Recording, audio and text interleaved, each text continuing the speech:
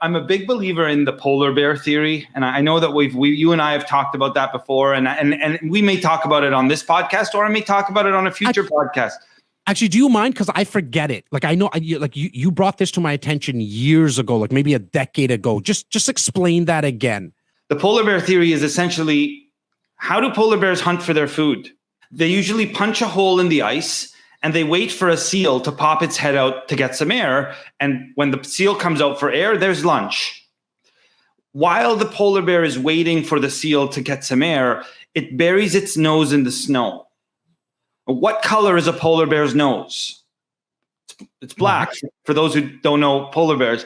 And how likely is it for a seal to come up for air when it sees a little black ball floating in a little white environment? Very unlikely. So the polar bear knows that if I hide my nose, I'll be more likely to eat.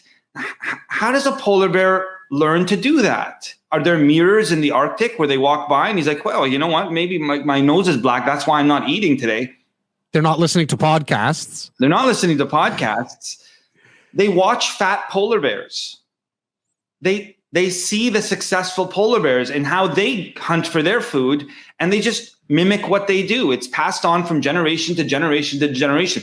There's a lot of cliches where people will say, oh, there's no sense in reinventing the wheel. That, there's this one I don't like too much, but it's a cliche and it's there. The best idea is a stolen idea.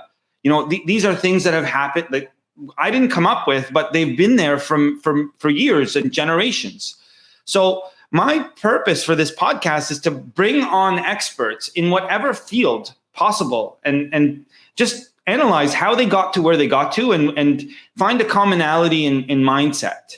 Success leaves clues. Yeah. Success leaves clues. So the fatter polar bear obviously is someone to watch, because that person that bear's eating really well, right? And business is like that.